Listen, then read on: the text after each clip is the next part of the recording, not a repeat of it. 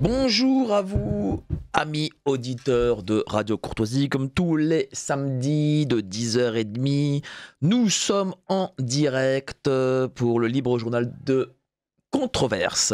Je salue mon prédécesseur Nicolas Stocker, assisté de Lara Stam pour le libre journal de géopolitique profonde. Nous avions eu un entretien, un échange passionnant avec notre ami Pierre-Antoine Plaquevent. Je salue bien entendu le standard Patrice du standard, l'homme à la belle écriture. Il prendra vos messages d'art et nous les apportera, nous les lirons. Je sais que vous aurez aujourd'hui énormément de commentaires. Je salue bien entendu le retour, j'allais dire un anglicisme, mais comme on m'a mis le cochonnet, donc je ne vais pas le dire. Donc c'est le grand retour de Virginie à la réalisation. Mimi Glam, elle chante du Michel Sardou comme personne dans ses concerts endiablés où elle fait tourner les serviettes et les soutiens-gorge, évidemment. Voilà, c'est Mimi Glam. Bientôt encore à nouveau en concert, c'est pour ça qu'on la voit plus. Hein, voilà. Elle préfère partir à l'Olympia et au Zénith que... Ah ben je n'entends pas ce que dit... rentrez au studio là que j'entende ce qu'on dit à l'extérieur. C'est pas Glam apparemment, c'est Vlam, c'est ça? C'est Vlam. C'est Ah, Vlam, Mimi Vlam. Glam. Ah là là, à chaque fois je me trompe. Pas Mimi Glam. Parce que je pensais que c'était Glamour en fait. Donc c'était... C'est pour ça. Je pensais que c'était le glamour. En tout cas, elle est ici présente pour la réalisation. Voilà, l'Olympia, le Zénith se l'arrache et on essaie de la voir de temps en temps. Hein. Bon, bref, c'est pour ça qu'il faut donner à Radio Courtoisie si vous voulez qu'elle réalise plus souvent les émissions du samedi matin. Alors aujourd'hui, j'en suis vraiment très content parce que j'ai un très très beau livre, un livre pour moi d'importance de notre ami Marion Saint-Michel, Gouvernance perverse, la décoder sans libérer. Marion Saint-Michel, psychologue, clinicienne, diplômée en sciences politiques. On va parler de cette période, de cette affreuse période de la crise sanitaire. Bon, pas si affreuse que ça pour beaucoup, parce que voilà, j'ai fait un reportage cette semaine qui sortira demain 17h à République, où j'ai posé la question aux gens ce qu'ils en pensaient. J'ai même montré le livre de Corinne Lalo qui dit que voilà, on leur a menti. Bon, ça n'a pas, ça n'a pas créé de grande effusion de leur part. Les gens m'ont dit, nous recommencerons. Ah d'accord, oui. Ça me fait une très bonne introduction ce que vous êtes en train de dire là. Oui. Oui, parce que dans ma réflexion, je pars du principe que tout le monde a été traumatisé, mais qu'il n'y a pas grand monde qui en est conscient en fait. C'est vrai. C'est un peu le point de départ. Et donc ce que vous dites là, ça corrobore complètement ça. Alors qu'est-ce qui fait qu'on n'est pas conscient du traumatisme de la crise sanitaire ? Déjà, dans la plupart des traumas, il y a toujours une partie inconsciente. Et il y a beaucoup de traumas, finalement, qui ne se révèlent que des années ou des mois après, soit à la suite d'un retour d'événement, parfois d'un tout petit détail. Mais c'est un peu dans la nature du trauma d'être au moins partiellement inconscient. Un peu comme l'iceberg, il y a une petite dimension. Certainement, les gens se souviennent d'avoir eu des moments tendus, d'avoir eu un peu peur, d'avoir des choses de ce genre. Mais des gens qui ont le sentiment de l'importance, au bout du compte, de ce que ça a pu changer dans leur vie, ou dans la façon dont on les a traités, ou de la façon dont on a représenté l'être humain à cette période-là, somme toute, il n'y en a pas énormément. Pour beaucoup de raisons. C'est quand même bizarre, parce que, alors, on vit une période où on est enfermé... genre la moitié de l'année. Bon, déjà, c'est quand même bizarre. On est obligé de porter des masques, ce qu'on n'a jamais fait, en tout cas dans le monde moderne, en tout cas en France.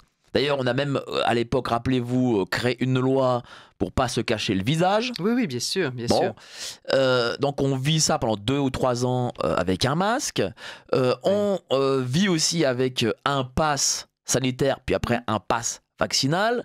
On nous oblige à nous injecter, donc, pas totalement obligatoire, mais bon, pour certains c'était obligatoire. Mais après tout ça, on se dit ah ben non mais en fait j'ai un trauma mais d'où ça vient? Les gens se posent la question d'où ça vient. Ben, Alors forcément déjà, ça ne peut venir que de ça. oui, alors déjà pour se poser la question d'où ça vient, il faut avoir conscience d'avoir un trauma ou même que globalement, parce qu'en fait mon point de vue c'est qu'on a eu un trauma collectif en fait. Hmm. Et derrière ce trauma collectif, il y a une somme de traumas individuels. Mais pour beaucoup de personnes, en fait tout ce qu'on a dû vivre là, c'était juste obligé, on n'avait pas le choix. Il y avait un grave virus, heureusement que le gouvernement a pris toutes ces décisions et la possibilité de les mettre en perspective par rapport, on pourrait dire, à une anthropologie humaine et aussi au respect du droit tel qu'on le connaissait jusque-là. Prenons l'exemple du fameux principe de précaution dont on nous a rebattu les oreilles pendant des dizaines d'années avant la crise sanitaire. Vous remarquerez qu'à partir de la crise sanitaire, on n'a plus jamais parlé du principe de précaution. Donc, on a bien entendu, nos gouvernants pervers changent régulièrement de discours en fonction de leurs intérêts. Mais donc, pour beaucoup de personnes, ce qui s'est passé là, c'est ce qui devait se passer vu la dangerosité de ce que nous vivions. Et je pense que même certains sont tout à fait presque dans la gratitude. Enfin, il y a encore des gens qui pensent que le gouvernement a fait tout ce qu'il fallait. Et que heureusement qu'on a été confinés, heureusement qu'on a eu ceci, qu'on a eu cela, les masques et tout ça. Oui, mais parmi ceux qui ont mal vécu cette période, intellectuellement, ils n'ont pas un cheminement où ils peuvent s'expliquer que, attendez, j'ai mal vécu cette période, donc du coup, depuis cette période, je vais pas bien. Pour cela, ils ont besoin d'aide. C'est pour ça que j'ai écrit ce bouquin. C'est un peu le travail des psys en cabinet. On est habitué à ça. C'est-à-dire que quand les personnes arrivent en cabinet, la plupart du temps, elles ont une difficulté, elles vont mal, elles ont une difficulté à vivre telle ou telle chose du quotidien, mais elles n'ont pas nécessairement du tout la question de l'origine en tête, en fait. Elles ne savent pas pourquoi elles ne vont pas bien. Et ce qui va justement les aider, ça va être de les aider à nommer les choses progressivement. Mais très souvent, c'est nous qui mettons un mot à un moment donné, le mot de trauma ou le mot, plus simplement, parce que ça ne les touche pas directement, mais on va mettre le mot de maltraitance, on va mettre le mot de harcèlement, on va mettre le mot d'action perverse vis-à-vis d'elle. Et là, on sent quelquefois dans le regard de la personne quelque chose qui se passe et qui se dit « Ah bon, mais est-ce que j'aurais vécu quelque chose de cette nature ?» C'était passé au travers et il y a beaucoup de raisons pour lesquelles ça passe au travers. D'abord parce que beaucoup de gens sont pris, et ça non plus je pense que ça n'est pas un hasard, dans un quotidien tellement compliqué, tellement rudoyant, avec plein de choses à régler, et sont pris tout simplement dans une routine, et une routine qui souvent n'est pas simple. Donc la possibilité de prendre du recul par rapport à ce qu'on vit n'est pas si facile que ça. Alors, il y a aussi des défenses par rapport à ça, parce que quelquefois, si je prends du recul, je vais me rendre compte des choses et ça va peut-être m'inquiéter plus qu'autre chose. Il y avait une sorte de déni, hein, comme on dit, parce que si je commence à voir les choses, je m'inquiète. Donc, beaucoup de personnes, sans que ce soit un choix conscient, vont agir dans le sens de ce qui leur permet de travailler et de vivre leur quotidien sans prendre le recul nécessaire. Et il y a la deuxième chose aussi, que nos gouvernants connaissent très bien et sur laquelle ils insistent, c'est la culpabilisation à ne pas réussir à être dans ce qu'on nous demande d'être. Hein, ça, c'est très net aussi. Est-ce que vous pouvez quantifier peut-être parmi vos patients un pourcentage de ceux qui ne vont pas bien à cause justement de toutes ces mesures sanitaires? C'est difficile de quantifier, mais si vous voulez, c'est plutôt le sentiment que certaines transformations ont eu lieu pour la plupart des gens, de manière parfois extrêmement insidieuse, mais qui transforment leur rapport au réel. La fameuse distanciation sociale, par exemple, elle est restée dans la vie de beaucoup de gens. Beaucoup de gens, d'ailleurs, je pense que au niveau de la culture, les théâtres, les lieux de distraction et tout ça le constatent certainement. Il y a une tendance à se replier sur soi, il y a une tendance à avoir moins de contacts sociaux, il y a une tendance à la méfiance vis-à-vis d'autrui, donc la distanciation vis-à-vis de mon prochain. Toutes ces choses-là se sont installées progressivement pendant la crise, me semble-t-il, là encore sans que les gens en aient nécessairement conscience. Mais on sent beaucoup plus d'isolement des personnes, beaucoup plus de sentiments de solitude et de perte de confiance dans la société, de perte de confiance dans l'autre, de difficulté à prendre contact avec l'autre, même de manière interindividuelle comme ça, dans la rue, les prises de contact, je ne sais pas, au restaurant, où une vieille dame fait tomber son sac et vous l'accostez ou vous l'aidez. On voit beaucoup plus de réactions, un peu de crainte et d'éloignement par rapport au lien social classique. Et ça, à mon avis, c'est vraiment venu de là. Alors, bien sûr, je ne vous parle pas de la multiplication de l'anxiété et de l'angoisse, de la perte de sens en général, hein. On a beaucoup de perte de sens. Les gens s'accrochent à une routine et puis de temps en temps, enfin, dès qu'il y a une difficulté, et Dieu sait qu'il y en a souvent dans leur vie, bah, c'est en fait à quoi ça sert tout ça, hein? Voilà. Marion Saint-Michel, gouvernance perverse, la décoder sans libérer, chez nos amis de Marco Pieter. Préface de Jean-Dominique Michel, que j'ai reçu, tiens, ce jeudi. On a pu parler de Kennedy avec notre ami Jean-Dominique Michel. Pourquoi ce livre? Alors, pour plusieurs raisons. Un peu ce que je suis en train de dire. Ce livre, d'abord, pour nommer les choses. C'est-à-dire nommer avec des mots un peu de psy, mais honnêtement pas trop. C'est pas du tout un livre conceptuel ni rien. J'ai essayé vraiment d'avoir un langage très simple et très concret. Mais vraiment, ce livre, déjà, pour nommer les choses. Nommer tout ce qui s'est passé pendant la crise avec un regard un peu psy, c'est-à-dire nommer la gravité de certaines choses. La rupture anthropologique, la maltraitance des plus faibles, le mensonge, la transformation des choses.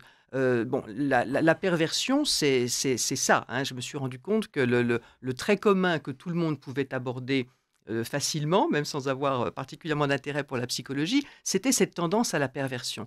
La perversion, c'est non seulement trahir la réalité et quelque part mentir, bien sûr, énormément, mais le but de la perversion, c'est de faire du mal et surtout de transformer ce qui est beau et bien en quelque chose de mauvais, c'est-à-dire quelque chose qui va faire du mal, d'une manière générale, à une population ou à une personne.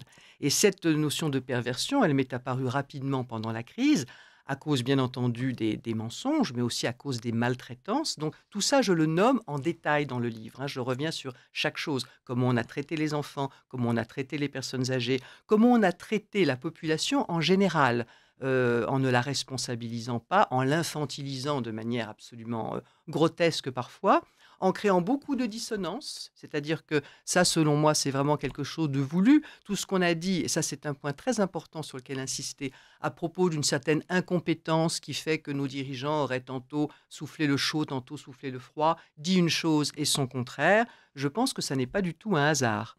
Ça crée de la dissonance, c'est-à-dire que vous êtes sur des choses contradictoires et à un moment donné, vous ne savez plus quoi penser.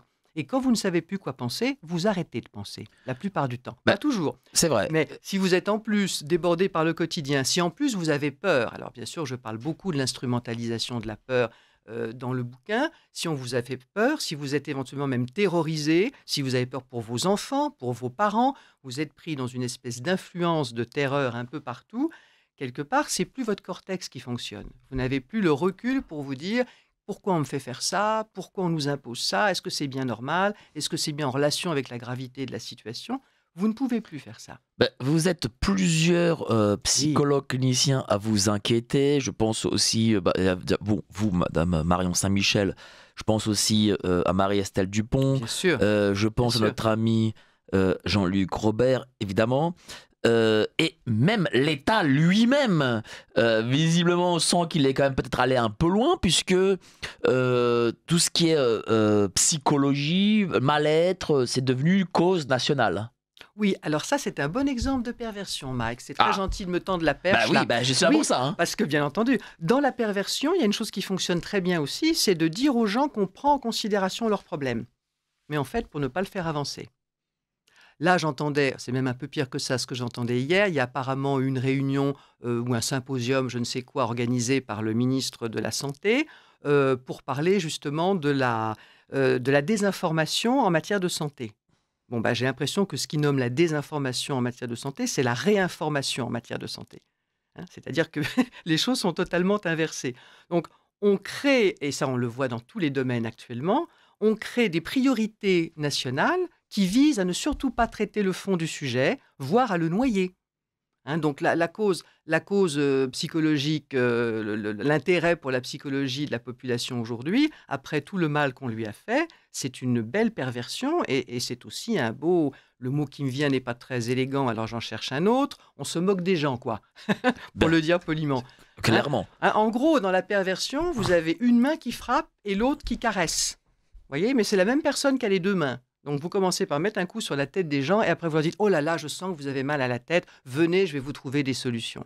Bah, c'est un peu le cheminement du pervers C'est narcissique. le cheminement du pervers, tout à fait. C'est pourquoi j'ai pris cet angle. J'aurais pu en prendre d'autres, hein. Mais je me suis dit, en prenant cet angle de la perversion, d'abord, il est particulièrement au premier plan. Et aussi, les personnes qui vont entendre ou lire un peu ces choses-là, ça va leur parler. Parce que la perversion, on l'a tous les jours autour de nous. On l'a dans les relations interpersonnelles, on l'a malheureusement en entreprise, ce qui a donné l'épidémie de burn-out dont on parle beaucoup actuellement parce qu'elle fait des ravages. Et bien entendu, on a malheureusement la perversion aujourd'hui dans les méthodes de gouvernance, et notamment dans les méthodes de gouvernance des États. Mais justement, De notre État, comment se fait-il qu'un État comme ça bascule vers cette perversion? Est-ce que justement il sort de la démocratie du coup pour garder le pouvoir? Je pense que la démocratie n'en ont rien à faire, hein. Ça rejoint l'organisation d'un symposium sur un sujet ou sur un autre. C'est surtout pour ne rien faire. Hein, comme quand on crée un comité Théodule en disant qu'il faut absolument s'occuper, c'est une priorité nationale, c'est surtout pour l'enterrer et ne Bien rien sûr, faire de très mais quand concret. ils font ça, est-ce que ça a pour but peut-être de garder un pouvoir parce qu'ils se disent que si par la perversité, les traumatismes qu'ils imposent au peuple, eh bien on a des gens qui seraient peut-être apathiques et qui ne se rebelleraient pas contre eux? Bien sûr, bien sûr. La perversion est une méthode, c'est pas un but en soi. La perversion instaure effectivement un contrôle sur les populations, hein, leur vide la tête, leur prend la tête, enfin on pourra avoir différentes images de ça, mais bien entendu c'est pas un but en soi, c'est juste une méthode, ainsi que dans les entreprises d'ailleurs. La perversion permet juste de faire avancer l'entreprise dans une direction contraire à celle qu'elle affiche. Ça, Mais c'est la c'est un bon perversion, repère, contraire à celle qu'elle affiche. Quand- la perversion, c'est quand même quelque chose que le monde moderne utilise de plus en plus. Oui, je pense qu'il y a une véritable contagion perverse. J'en parle aussi dans le livre, c'est pour ça que ça me paraît très urgent et très important d'en parler. D'ailleurs, l'obsession à avoir n'est pas nécessairement sur les pervers en tant que tels, parce qu'à un moment donné, les pervers font aussi partie du système, ils sont eux-mêmes manipulés, si j'ose dire. Bien entendu, une gouvernance qui se veut perverse, elle a des objectifs. Alors les objectifs, j'en parle un peu, hein, c'est un livre aussi qui est vraiment à la croisée de la psychologie et d'une tentative d'analyse politique, modestement, hein. Je ne suis pas une spécialiste, mais Enfin, quand même, vous êtes oui, diplômé de Sciences Po, j'ai fait donc des vous avez études les de deux sciences casquettes. politiques. Oui, oui, bien sûr. Mais enfin, je ne suis pas pour autant une spécialiste et puis je me méfie aussi un peu je ne suis pas experte et je suis contente de ne pas l'être. J'essaie juste de réfléchir avec mes outils. Et pourquoi vous disais-je ça? J'ai perdu mon fil du coup. Parce que, en fait, la perversion, dorénavant, Oui, est utilisée en mode de gouvernance, voilà. mais pas que par les États, par aussi un domaine qui est dorénavant majoritaire dans le monde du travail, c'est celui du tertiaire, du monde du tertiaire, Oui, où la perversion aussi est à son apogée. oui. Oui, je vous disais, la perversion, c'est un mode de contrôle. C'est une façon de mener les gens là où on a envie de les mener, souvent dans un fonctionnement totalitaire, hein, dont on voit les prémices aujourd'hui, qui ont été très bien décrits par mes collègues, dont bien sûr Ariane Bilrand, dont il faut absolument lire le travail. Mais là aussi, le totalitarisme, de mon point de vue, est aussi un moyen, une façon d'arriver à contrôler les peuples, à les mener là où on veut. Donc, il y a nécessairement derrière tout ça une volonté d'un ensemble de forces. Alors ça, d'autres gens ont travaillé ça beaucoup mieux que moi, mais je les cite dans le livre et je mets un peu les choses en perspective.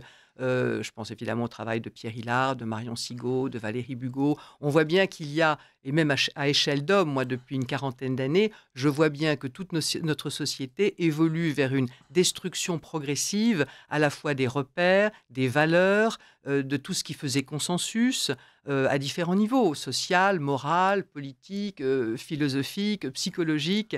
Et cette destruction qu'on croyait être peut-être le fait d'un laisser-aller, après 68, voilà, tout le monde a un petit peu droit à la parole et tout ça. Et en fait, j'ai compris, je pense, comme beaucoup d'autres personnes pendant cette crise, que ça n'était pas le fait d'un hasard. C'est une déconstruction méthodique qui probablement fait le lit d'intérêts particuliers, qui semblent être des intérêts privés, qui sont liés donc à une compromission, à une contagion de la compromission du politique avec l'économique, qui fait que nous n'avons plus de politique aujourd'hui, nous n'avons plus me semble-t-il, que des intérêts économiques qui ont soudoyé la politique et qui vont vers la tentative, je pense, de récupérer les richesses du monde pour leur intérêt. Oui, parce qu'il n'y Alors, a jamais assez en réalité. Alors, pourquoi font-ils ça? Peut-être parce qu'ils n'en ont jamais assez, peut-être parce qu'il y a un certain nombre de psychopathes parmi eux. Je ne connais pas leur Mais motivation, est-ce que malheureusement. est-ce qu'ils sont psychopathes ou est-ce que on ne peut gouverner que par la peur? Alors, bien sûr que non, je ne veux pas croire un instant qu'on ne peut gouverner que par la peur, certainement pas. Est-ce qu'il y a beaucoup de psychopathes entre eux? Je pense qu'il y a beaucoup de psychopathes. Si on définit la psychopathie comme l'absence totale d'empathie, de correspondance, d'identification à son prochain, je pense en cet instant, j'aime pas trop focaliser sur une personne ou sur une autre, mais là cet exemple me vient et je pense qu'il est assez typique de Monsieur Soros, qui aurait dit à un certain moment, il a été apparemment dès l'âge de 14 ans entraîné par un de ses mentors, dans un travail, de récupération des biens immobiliers de personnes d'origine juive. Il était lui-même d'origine juive, il avait 14 ans et quand quelqu'un lui aurait demandé, je suppose quelques années après: «Mais vous n'étiez pas, gêné moralement, de récupérer comme ça des biens de gens qui avaient été spoliés, qui avaient été envoyés dans des camps?» et cetera. Et il avait répondu quelque chose du genre: «Mais de toute façon, c'est pas moi qui ai volé ces biens, ils auraient été récupérés de toute manière et donc autant que ça serve à quelque chose et que ça commence, que ça fonde ma richesse, voilà, que ce soit le début de ma carrière avec Bah, ça». justement, comment, psychologiquement on arrive à cet état de fait? C'est-à-dire à avoir, à 14 ans, à être une sorte Ouais. de capot, hein, si je puis dire? Ben, oui, oui, Heu oui, heu, probablement. Ça pose la question de est-ce que l'on est psychopathe ou pas? Né, N-A-I-T avec un petit ouais. chapeau. C'est si oui, je pense que tout le monde n'est pas psychopathe, mais il y a certainement des personnes qui ont cette tendance, très tôt dans leur vie, voire à la naissance.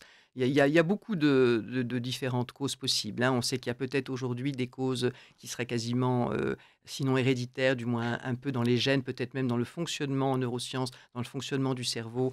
On sait qu'il y a des réactions, par exemple, je l'ai déjà dit ailleurs, mais on fait voir à certaines personnes des images vraiment très choquantes d'enfants ou d'animaux, d'êtres innocents que l'on torture.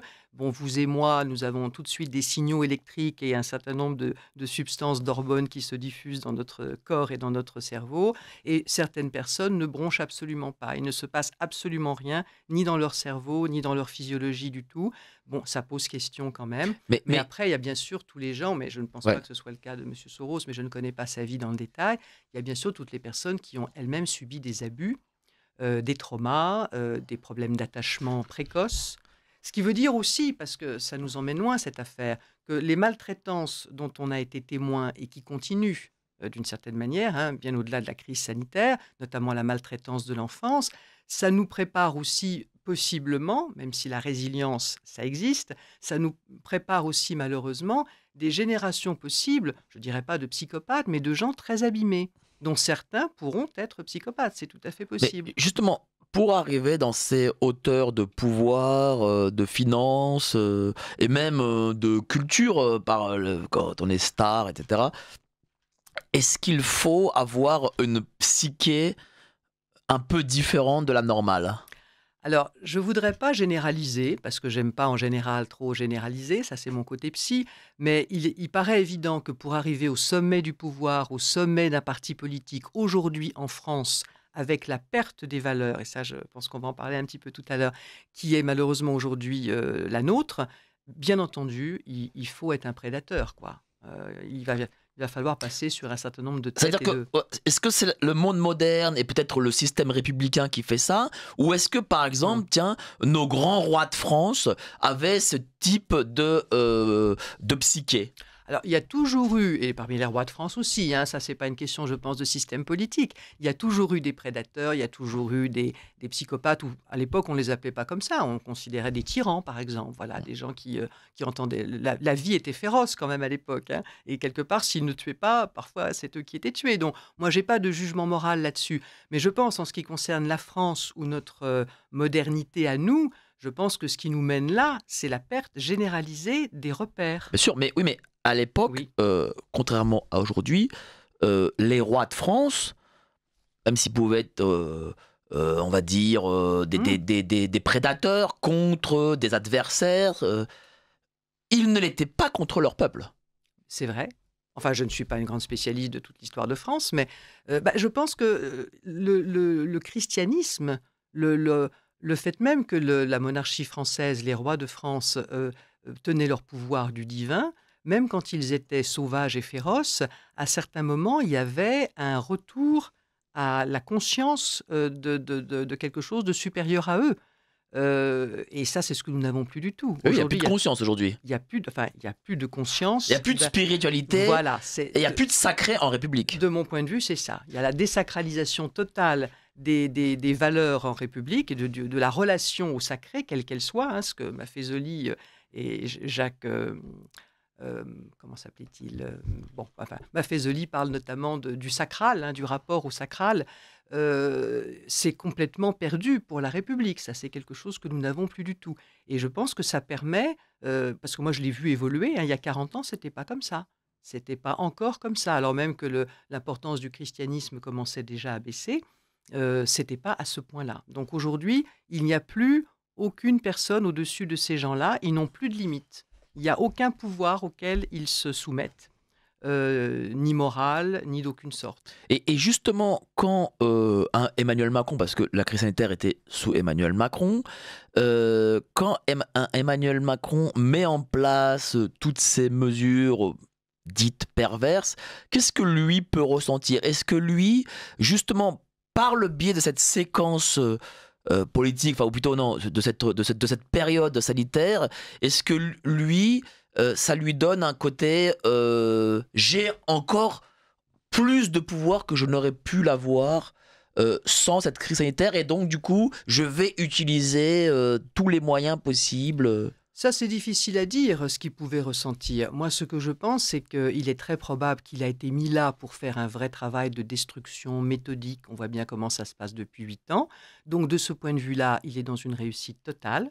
Il est en train d'achever de détruire le pays. Alors bon, j'ai confiance quand même, hein. Là, je tiens un discours un peu négatif parce qu'il me semble que c'est la réalité. La destruction est en cours sur le plan économique. Il a détruit les indépendants avec les mesures prises dans le Covid. Il vend la France, visiblement, les principales entreprises aux États-Unis, à droite, à gauche. L'objectif est visiblement de privatiser tout ce qui pourra être privatisé, y compris nos champs et notre système agricole. C'est ça le but, hein, c'est ce que je disais tout à l'heure, et beaucoup d'autres gens le disent en ayant beaucoup pu travailler sur le sujet. Donc ce monsieur a été mis là en place, ça fait partie de ce que je disais tout à l'heure, la mise en place par des pouvoirs économiques de politique qui sont des hommes de paille et qui sont là pour faire ce boulot Bien sûr. de destruction méthodique. D'ailleurs, il l'a dit à propos de l'hôpital, je pense que personne n'aura oublié ça, et il ne l'a pas nécessairement dit non plus par hasard. Ça aussi, c'est la perversion. Il a dit c'est très difficile de reconstruire quand tout n'a pas été détruit. Là, il parlait de l'hôpital. Bah, Mais c'est vrai pour tout le reste. vous savez, j'essaie de faire des émissions en ce moment sur la psychologie de nos élites et dirigeantes, bien sûr, hein. Euh, parce que je trouve que c'est quelque chose dont on parle très peu en réalité, Mhm. et on s'attarde très peu aux questions. Merci, c'est les commentaires qui arrivent. Oui, On s'attarde très peu justement aux questions psychologiques. J'ai reçu un auteur, politologue, chercheur au CNRS, qui a parlé de mégalothymia lorsqu'il a défini la psychologie d'Emmanuel Macron. Qu'est-ce que vous en pensez? écoutez, je voudrais pas tomber que nous tombions ensemble, hein, Oui. dans le piège de, comment dirais-je, de personnaliser un peu ce qui se passe, parce que il est évident que quand vous avez des gouvernants qui ont un objectif de contrôle des populations, ils vont mettre à la tête de ces populations nécessairement des profils psychopathes, pervers, mégalomaniaques, enfin on peut trouver différentes choses. Et bien sûr, ça peut être intéressant aussi de les repérer, mais ça peut aussi noyer le poisson, si j'ose dire, voyez, D'accord. en disant, bon, alors c'est Macron, le problème, il est comme ci, il est comme ça. Oui, il nous pose beaucoup de problèmes parce que c'est lui qui est au pouvoir Oui, pour mais l'instant. regardez, les deux pays les plus à la pointe justement de ces mesures sanitaires, Oui, la France et l'Italie. D'ailleurs, l'Italie c'était encore un cran au-dessus avec leur fameux Green Pass. On avait fait un colloque avec des scientifiques italiens où il y avait Alexandre Iorco, de Perron, etc. Raoult et eux avaient un Green Pass pour aller à la poste. ouais. Imaginez le truc. Et à l'époque, c'était Monsieur Draghi. Mmh. Le patron, enfin Mmh. le premier, Mais le premier, enfin le président en oui, gros, enfin le premier ministre il a italien, été Premier ministre après voilà. avoir été Et, patron de la commission. Macron est président. C'est-à-dire déjà c'était Oui, deux banquiers, déjà, oui, et c'était les deux oui. visiblement à la psychologie la plus affirmée dans la psychopathie. Oui, mais vous voyez, le Green Pass, puisque vous en parlez, c'est très intéressant, c'est imposé par l'Europe. Hein, c'est l'objectif européen, qui est d'ailleurs catastrophique. J'en parle assez longuement dans le livre, parce que les effets de ce qui veut de l'écologie, on vient d'avoir un grand patron là, le patron de Safran, qui vient de dire qu'effectivement, il ne mettrait plus d'usines dans les villes qui sont menées par des écologistes, parce qu'il n'y a pas moyen d'avancer, en gros. Hein. Donc, ils prennent des mesures qui sont là aussi sous prétexte d'écologie mal pensée, d'une écologie totalement folle et délirante, hein, là, parce qu'il y a une bonne écologie, bien entendu, c'est très important de se soucier de la planète, mais il y a aussi un véritable délire écologique qui consiste à nous dire des choses qui sont fausses et qui nuisent, bien entendu, à l'industrialisation de la France et tout ça. Donc, le Green Pass, c'est au niveau de l'Europe et tout le monde est censé le mettre en œuvre. Alors effectivement, dans les pays européens, on a pour l'instant des pays qui sont plus à la pointe de cet alignement, de cette soumission sur le délire, puisque pour moi c'est un délire, hein, le délire européen, et on a des pays qui résistent. La Hongrie, par exemple, C'est résiste. sûr, mais parce que Seulement, qu'est-ce qui va se passer si oui, malheureusement ils perdent leur président et que quelqu'un d'autre, parce que je suppose que l'Europe a visiblement d'ailleurs déjà mis un contradicteur au président hongrois, et ils vont essayer bien sûr certainement de le oui, dégommer mais à le tout prix. président hongrois, Monsieur Orban, Hmm. a l'air d'être une personne à peu Oui, près saine, oui, oui, ce semble-t-il, qui n'est vraiment. pas le cas Voilà. de notre bon président. Voilà, donc on est bien d'accord, si vous voulez. Moi, je pense qu'il y a un courant de fond, hein, qui va vers le contrôle des peuples à travers la mise en place de politiques délirantes, mais connues et voulues, même si le peuple ne se rend pas compte que tout est lié d'une certaine manière. Et c'est aussi pour ça que j'écris ce livre, pour essayer de montrer comment tout était lié dans ce que nous vivons. Et là-dedans, il y a des pays qui vont s'en emparer beaucoup plus rapidement quand ils ont eu, si j'ose dire, la malchance, le malheur, d'avoir à leur tête quelqu'un qui a un profil de ce type. Hein, un profil pervers ou psychopathe, ou peu importe, en tout cas, un profil qui est idéal pour mettre en œuvre ces politiques perverses et délirantes. Et de l'autre côté, vous avez des pays, d'abord dans lesquels il y a encore sans doute une conscience de la population qui est plus importante. Je pense notamment aux pays de l'Est, qui ont connu la rudesse, le mot est faible, de la Russie soviétique de l'époque, hein, de l'Union soviétique de l'époque. Et en Hongrie, il y a une personnalité comme le président Orban, qui se dit d'ailleurs chrétien, j'en parlerai un peu plus tout à l'heure, et qui est chrétien visiblement, et qui a des notions très saines, et qui résiste, on voit à quel point il résiste à cette logique européenne. Dans notre pays, c'est vrai, au contraire, nous sommes à la pointe de ce délire. Mais justement, Mais grâce en partie à la personnalité du oui, c'est président ça. Macron, je suis d'accord avec vous. Mais c'est l'arbre qui cache la forêt, je tiens à le dire. Pourquoi? Parce que si on nous met demain quelqu'un d'autre, et je vois un peu ceux dont on parle aujourd'hui, qu'on commence à nous agiter et qu'on va nous imposer probablement, que ce soit Édouard Philippe, Attal ou n'importe qui d'autre, ce sera les mêmes produits. Vous Mais voyez, ce sera la même chose. c'est vrai que c'est la même On ira chose, dans la même direction. mais on a l'impression que psychologiquement, ils ont l'air d'être plus sains. Bon, même si c'est pas le mot, voilà, donc je savais pas quel mot utiliser. J'ai d'énormes doutes là-dessus. Voilà, mais non, mais ils ont l'air plus Regardez ce qui s'est passé. normaux, Regardez. si je puis dire. Vous trouvez que Édouard Philippe, pendant la crise sanitaire, a eu un comportement de dirigeant sain, proche du peuple Non. Bon, je mais ne crois pas. mais j'ai l'impression que Macron, c'est quand même un cran au-dessus. Peut-être. Mais vous savez, on veut peut-être nous noyer là-dedans. Moi, D'accord. j'essaie de garder le cap de l'essentiel. Pour moi, c'est un détail. Alors, ok, je ne devrais peut-être pas le dire comme ça, c'est un gros détail. Mais regardez, si on n'a plus Macron du jour au lendemain, la question surtout, ça va être, mais qu'est-ce qu'on met Notre gouvernance actuellement est totalement corrompue, de la tête aux pieds.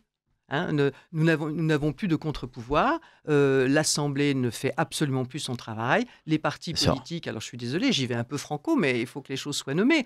Les partis politiques, il n'y a plus rien, il n'y a plus d'opposition. Macron aurait dû être destitué, je pense, une bonne vingtaine de fois depuis 7 ans. Bien entendu, ce ne sera pas le cas. La population n'a pas l'air de trop réagir à ce qui s'est passé pour l'éviction de Marine Le Pen, alors qu'à l'évidence, ce n'est pas Marine Le Pen qui est en cause, c'est le fonctionnement de la démocratie. Donc il n'aurait pas fallu manifester pour le parti de Marine Le Pen ou pour Marine Le Pen, mais par le fait qu'une fois un cran supplémentaire a été passé de dénonciation, enfin de renoncement à la démocratie. C'est ça qui est en Je cause. suis totalement... Que ça tombe sur un écologiste, Bien sur sûr. Marine Le Pen, sur n'importe qui, ce qui est en cause, c'est que nos institutions ne fonctionnent Je plus. suis totalement d'accord avec vous. C'est ça que nous avons. Et aussi sur le fait que le successeur, s'il vient du courant Renaissance, ce sera très compliqué pour ce pays. Écoutez, j'ai fait une immersion à Renaissance Oui, il y a 2 j'ai semaines vu ça. de cela. J'ai vu des extraits, j'ai On bien est... ri. Enfin, Oui, on oui, a, c'était on a drôle. voulu faire ça C'était de drôle. manière rigolade, mais en réalité, Oui, oui. mais en réalité, c'est tragique. Mais bien sûr que c'est tragique. Parce bien que sûr, bien sûr. on vit un monde parallèle. Bon, ça c'est le côté rigolade, c'est peut-être le monde parallèle. Mais en réalité, quand on rentre à l'intérieur et qu'on voit ce que ces gens veulent nous imposer, la société, leur société rêvée que l'on veut nous imposer, c'est d'un tragique sans nom. Hein. Oui, oui, c'est d'un tragique sans nom. Je crois que malheureusement, là, je rejoins complètement des personnes comme Étienne Chouard ou d'autres. Ce travail est extraordinaire. Pour l'instant, nous ne pouvons plus rien attendre de nos institutions et nous ne pouvons plus rien attendre de notre personnel politique et probablement d'à peu près, enfin d'une grande majorité des gens qui sont à des postes de responsabilité un peu partout dans tout ce qui est de l'ordre étatique. Alors, C'est très grave ce que je suis en train de vous dire. Bah, ça, je comprends bien. Hein. Je le mesure. C'est-à-dire que pour moi, peu importe les élections, d'abord je ne sais même pas si on ira jusqu'en 2027, mais peu importe, les élections, on a bien vu, ne servent plus à rien, puisque regardez les dernières élections législatives, c'est quand même incroyable. Hein. Au premier tour, c'est le parti de Marine Le Pen, au second tour, c'est plutôt LFI, et on se retrouve en fait avec un gouvernement macroniste comme avant. Donc rien n'a été entendu. Rien n'a été... Attends, mais les élections ne sont pas là pour que on entende les gens. Hein. Les élections sont là en réalité pour qu'un système se maintienne. Hein. Oui, mais alors ça, vous voyez, on dit ça entre nous comme une banalité, sauf que 90% du débat dans les médias ou ailleurs et de la population pense encore que Alors, il y a ceux qui se sont complètement désintéressés de la chose et on les comprend, mais pour ceux qui s'y intéressent encore, tout est focalisé sur cette réalité-là, qui est une fausse réalité. Oui, mais comment est-ce qu'un peuple à qui on a menti sur des élections 20 fois de suite, sur la 21e fois, peut continuer à croire dans ce système? Ça, c'est quand même fou. Parce que pour l'instant, on ne lui offre pas d'autres possibilités. À part la révolution, mais la révolution, ça se fait comment? Avec qui? Ça se récupère souvent? Enfin, je pense qu'il y a un désespoir dans une grande partie de la population qui se traduit par exemple dans les élections par l'absentéisme, bien sûr, et par le fait que de moins en moins de personnes, notamment les jeunes, ne s'intéressent à la politique. Et c'est dommage parce que la vraie politique au sens grec du terme, qui était la gestion de la cité, ça reste absolument essentiel. Mais cette espèce de politique, enfin c'est Raymond Barre qui parlait de la politique politicienne, mais depuis on a dépassé ça. C'est la politique corrompue, enfin c'est plus rien, quoi. C'est le jeu d'une petite caste entre elles qui se repasse le pouvoir, régulièrement, avec des accords entre eux, etc., etc. Ça n'a plus rien à voir avec la population. Mais ça... la population ne voit pas autre chose pour l'instant que ça, je pense. Hein. Ils ne voient pas comment on peut faire autrement que ça. Alors, j'ai des questions d'auditeurs. Me semble-t-il. Oui. Voilà, comment je commence à les lire. À l'attention de l'invité, vous êtes-vous intéressé à la théorie de Karpman? Alors, je ne sais pas ce que c'est. Non, moi non plus. Enfin, je ne connais pas tout. Alors, cher ami, oui, précisez-nous ce qu'est la théorie de Karpman. Karpman. Bonjour, merci à votre Ah si, attendez, il y a c'est peut-être ça, le triangle de Karpman, Je ne c'est-à-dire, sais pas. victime, bourreau Ah, et peut-être, bah, c'est peut-être. c'est peut-être ça. Oui, alors bon, alors victime, bourreau et le sauveur, hein, la victime, le bourreau, le C'est sauveur. ça? Oui, ça c'est si c'est ça, hein, parce Oui? qu'il a peut-être fait d'autres choses ce monsieur-là, c'est effectivement, cette, répartition parfois dans le pouvoir, mais pas seulement, dans les relations interindividuelles entre, une espèce de triangulation, hein, qui est très Ouais. courante entre quelqu'un qui se trouve en position de victime face à un bourreau donc, qui la malmène, et le tiers étant le sauveur qui va essayer de réguler. Voilà. Et donc, c'est quelque chose à l'intérieur duquel on tourne. Quelquefois, les rôles se changent, s'échangent, et ça explique un certain nombre de blocages et de C'est le rôle de difficultés. l'État, là, aujourd'hui? Je ne sais pas à quoi ce monsieur pense avec cette question. Oui, c'est sûr que la population pourrait être la victime, l'État le bourreau, mais alors on cherche le sauveur là, hein. Je ne sais pas. Il faudrait Ben, peut-être que le cette personne sauveur, c'est précise. peut-être Emmanuel Macron lorsqu'il vient, parce que justement, tiens, lorsqu'il vient à la télévision dire, voilà, nous sommes en guerre contre bah, le Covid, nous sommes en guerre, et d'ailleurs il a utilisé ces mots pour l'Ukraine, nous sommes en guerre comme à l'époque du Mmh, Covid, est-ce que là, lui, il cherche à endosser justement ce costume de sauveur? oui, en étant le bourreau. Alors ça, c'est des choses qui arrivent aussi dans ce fonctionnement des 3 là, hein. J'ai l'air d'être le sauveur, en fait, je suis le bourreau. C'est ce que j'expliquais tout à l'heure avec la main qui frappe et la main qui guérit, et c'est la même, en fait, hein. Donc elle frappe.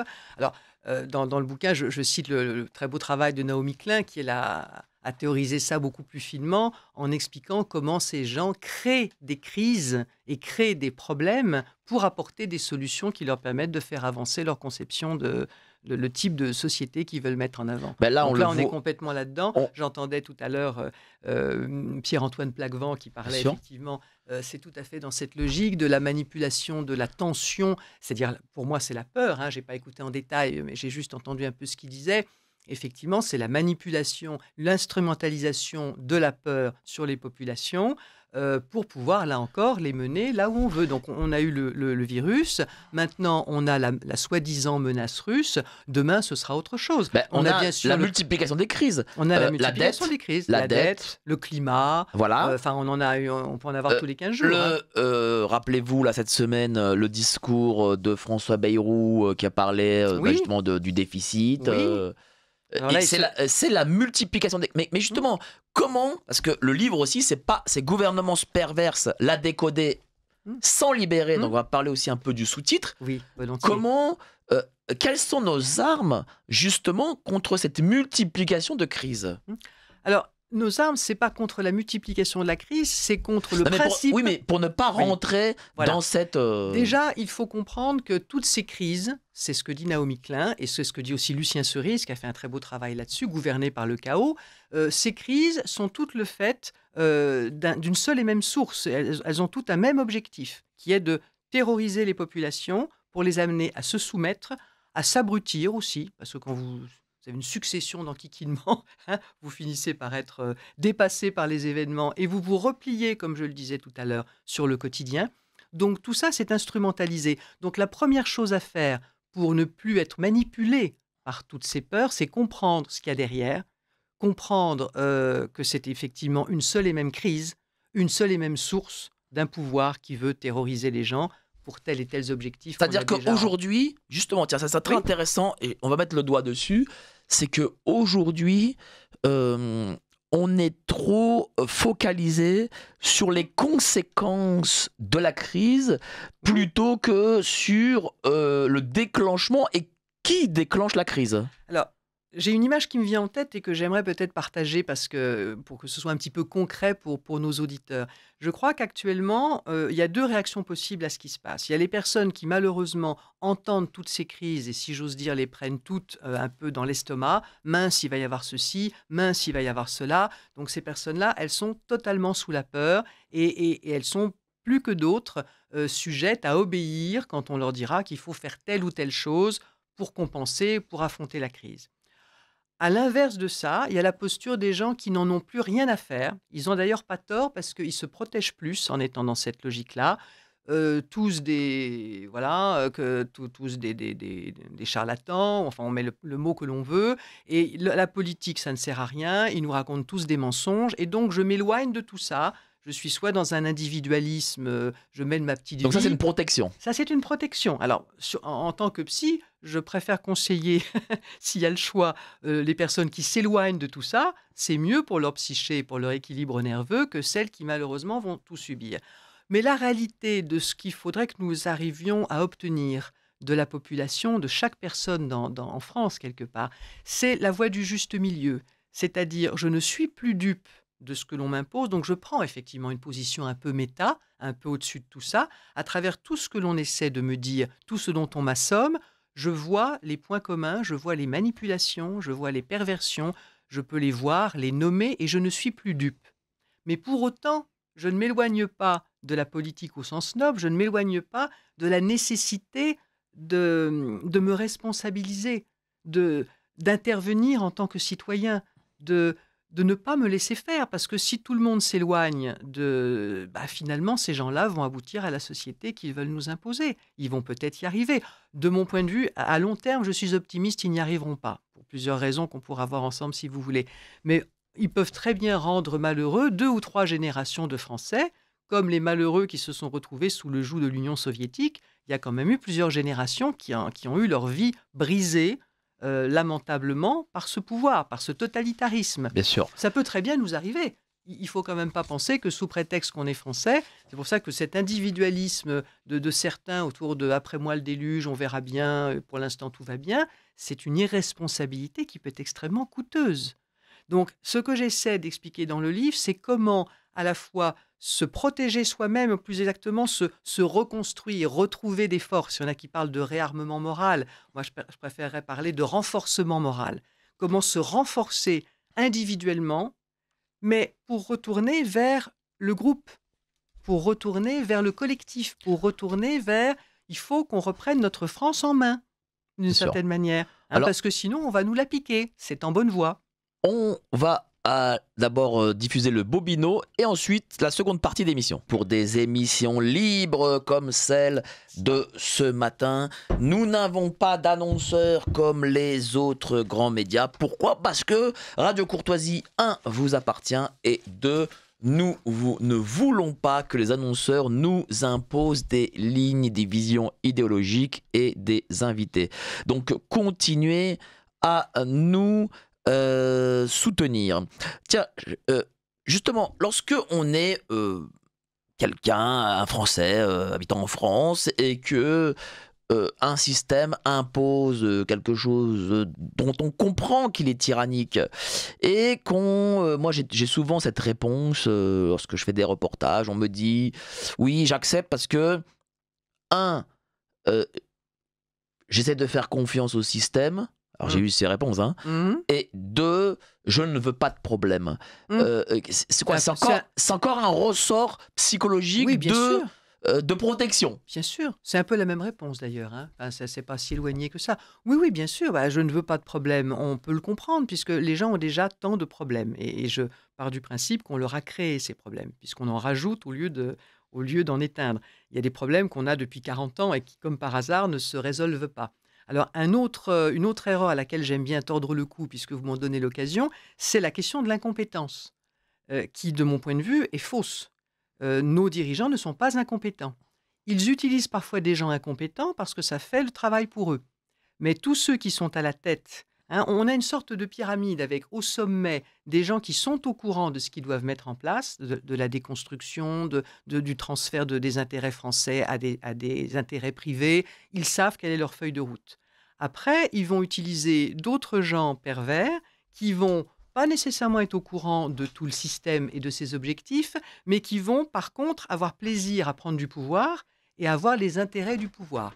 C'est-à-dire qu'en fait, faut se dire aussi qui nous dirige réellement. Et c'est là aussi où c'est important d'enquêter, parce que vous dites ils ne sont pas incompétents. Alors, faudrait que je finisse ma petite démonstration pour vous expliquer. Donc, je disais, au sommet, quelques initiés, hein, qui Voilà, c'est savent ça. vers quoi on doit aller. Mais les quelques initiés, c'est pas le ministre bidule. Pas nécessairement. C'est Il y ça, a en fait. certainement des ministres bidules qui sont au courant, ceux qui sont les plus proches. On a vu des gens comme Ferrand qui se retrouvent maintenant à un poste extrêmement de très haute responsabilité. Il y a un certain nombre de gens qui sont au courant des objectifs réels. Mais derrière ça, il y a un certain nombre de gens qui sont, eux, toutes les équipes de personnes qui vont profiter. Alors, il y a des pervers, il y a des psychopathes, il y a aussi des gens normalement, malheureusement, intéressés par leur intérêt pur, hein, et pas par le bien commun. La notion de bien commun a totalement disparu des hautes sphères. Je renvoie au livre de Paul-Antoine Martin là-dessus, le premier, qui était tout à fait intéressant. Donc, en dessous, vous avez une caste de gens qui voient l'occasion, en faisant des choses pas très belles, peu importe pour quelle raison, mais de s'enrichir ou d'avoir du pouvoir ou d'avoir le sexe, le pouvoir et l'argent. Hein, toujours le triptyque du pouvoir et de ses dangers. Et derrière ça, ensuite, vous avez toute une nuée de personnes qui ne sont pas du tout au courant de ce vers quoi on va, dont on réduit des périmètres, on met des périmètres étroits à ces gens avec des objectifs qui ne sont pas les vrais, mais qui leur permettent de ne pas voir, s'ils n'en ont pas l'intention, de ne pas voir l'objectif global. Est-ce que vous me suivez? Est-ce que c'est ce la qui s'est démonstration passé. de Milgram? Oui, alors c'est autre chose, Milgram encore. C'est plutôt la démonstration de tous les totalitarismes qui se mettent en D'accord. marche. On a vu ça avec les nazis. Bien sûr. On a vu ça. C'est-à-dire que quoi, on a eu le gardien, on a eu celui qui je sais pas moi, qui conduisait le train. Le fameux procès d'Eichmann Ouais. dont parle Hannah Arendt, où Eichmann dit, alors qu'il était à un poste de grande responsabilité, et je pense d'ailleurs que c'était certainement plus un mode de défense qu'il a eu que la réalité, mais il disait, mais moi je n'étais pas du tout au J'obéissais aux courant ordres. qu'on voulait tuer des juifs, absolument pas. On me demandait de remplir des trains, comme par hasard avec des personnes juives, et de les envoyer dans des camps où on savait pas, des camps de travail. Voilà, c'est tout ce que je savais, et je n'avais pas du tout idée de ce qui pouvait se passer dans ces camps. Bon, je pense qu'il y avait une bonne part de mauvaise foi, il ne faut pas exclure ça non plus, mais c'est le principe, c'est-à-dire derrière, en dessous de ça, vous cloisonnez les gens dans des petites responsabilités, vous leur donnez du pouvoir et des satisfactions, donc vous avez intérêt à employer des gens qui ne sont ni moralement très élevés, ni particulièrement intelligents, et ni particulièrement compétents. Là, vous n'avez plus aucun intérêt à avoir de la compétence. Mais il ne faut pas croire pour autant que les problèmes que nous avons aujourd'hui sont dus à de l'incompétence. Il y a effectivement des gens incompétents. Nous avons aujourd'hui un certain nombre de ministres et même de députés qui n'ont absolument pas leur place là où ils sont parce qu'ils n'ont absolument aucune compétence. Ça, c'est vrai. Mais c'est juste parce qu'on n'a pas besoin qu'ils soient compétents. Et parce que de toute façon, on n'a même pas besoin du ministre, parce qu'il y a Voilà. l'administration derrière. Exactement. À la limite, à un moment donné, on n'a même pas besoin du ministre, puisque d'abord, j'ai cru comprendre que Macron gérait tout à peu près par lui-même. Donc, on met des pions pour qu'il y ait de l'agitation dans le bocal. Alors, j'ai énormément de questions Oui. d'auditeurs. Là, vous voyez, ça afflue. Et en effet, pour en finir avec la démonstration sur la Seconde Guerre mondiale, on peut dire que déjà, il y a l'administration qui est derrière le ministre. Il y a aussi la multiplication d'agences, par exemple, avec les ARS. Bien sûr. Rappelez-vous, les ordres, médecins, machin. Et tout ça, c'est des petits potentats qui peuvent prétendre faire leur mission, plus ou moins bien, en général très mal, mais on ne leur demande pas non plus de la faire bien. Vous comprenez? C'est ça le problème. Si on leur demandait de faire leur mission comme on l'a affiché, c'est ce que je disais tout à l'heure, on affiche des choses, mais ce n'est pas du tout ce qu'on veut faire.